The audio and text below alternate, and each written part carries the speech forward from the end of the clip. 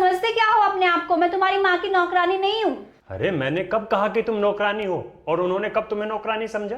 लेकिन तुम लोग बिहेव तो ऐसे ही करते हो ना। अरे बस इतना सा ही तो कहा है कि माँ के लिए नाश्ता बना दो। इतनी छोटी सी बात को इतना बड़ा क्यों कर रही हो? अरे अभी तुमने नाश्ते के लिए बोला है, फिर खाने के लिए बोलोगे, फिर चाय के लिए बोलोगे। मैं कोई काम वाली नहीं हूँ।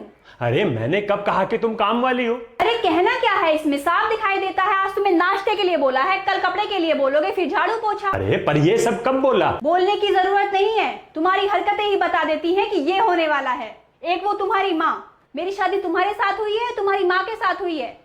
अरे देखो, माँ पर मत जाओ, मुझे बाहर जाकर अभी काम करना है। बहुत अच्छा, मेरा दिमाग खराब करके तुम बाहर जाओ और इस बुढ़िया को मेरी छाती पे छोड़ दो। देखो माँ को ऐसा मत बोलो, नहीं तो। नहीं तो क्या? अरे नहीं तो मेरा हाथ उठ जाएगा तुम पर। हाँ मारूंगा, हाँ मारो मुझे इस बुढ़िया के लिए। मुझे तुमसे शादी ही नहीं करनी चाहिए थी। देखो एक दिन बुढ़ापा तुमको भी आएगा। हाँ आएगा, लेकिन मैं इस बुढ़िया डायन की तरह नहीं रहूंगी। वृद्धाश्रम में छोड़ाओ इसको। चुप! अब अगर एक भी शब्द मेरी माँ के खिलाफ बोला तूने तो अब इस घर में वो रहेगी, तू नहीं। और जब तक बाहर से वापस आऊं तू यहां दिखाई नहीं देनी चाहिए।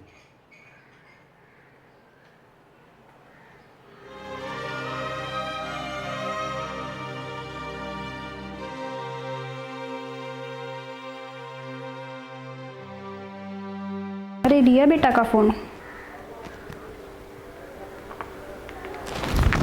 हेलो हेलो माँ, क्या हुआ बेटा? सब ठीक तो है ना? नहीं माँ, कुछ भी ठीक नहीं है। मैं इस पागल आदमी के साथ नहीं रहना चाहती हूँ माँ। मैं तलाक चाहती हूँ माँ। तलाक? अरे हुआ क्या है ये तो बताओ। अरे तुम लाओ फोन, मुझे दो लाओ।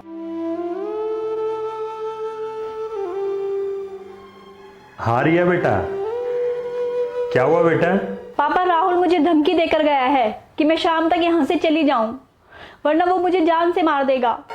बेटा तुम दोनों के बीच में कुछ लड़ाई हुई थी क्या? उसने भी मुझे बहुत कुछ कहा था। बेटा रिया, तुमने उसे क्या कहा, तुम मुझे ये बताओ। मैंने उसकी माँ को डायन कहा था और कहा था कि वो उसको वृद्धाश्रम छोड़कर आए। उसकी माँ से मतलब वो तुम्हारी माँ नहीं है?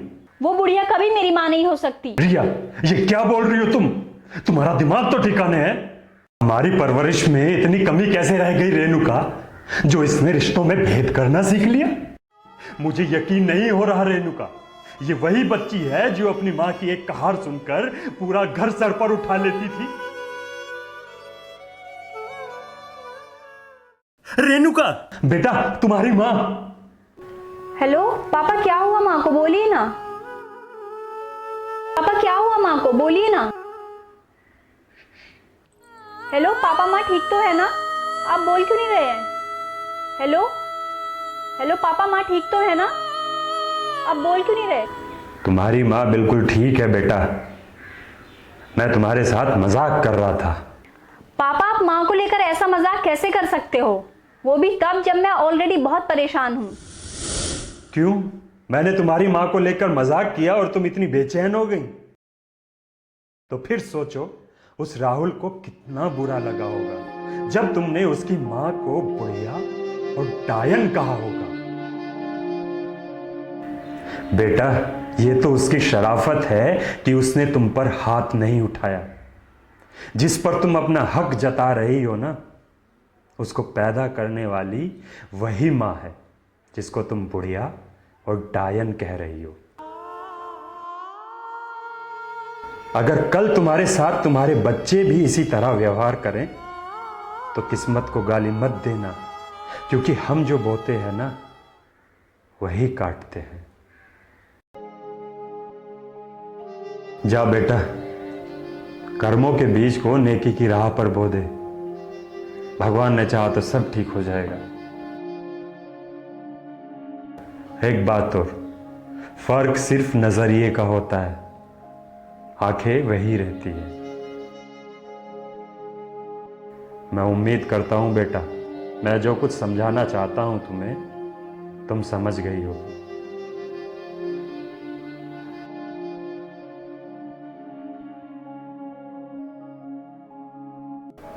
अरे क्यों सता रहे थे बच्ची को? रेणुका, अगर मैं आज उसे ये बातों के तीर नहीं चुभाता ना, तो उसे रिश्तों की अहमियत कभी समझ नहीं आती। तुम देखना, सब ठीक हो जाएगा। मैं उसका बाप हूं, उसकी भलाई के लिए ही किया।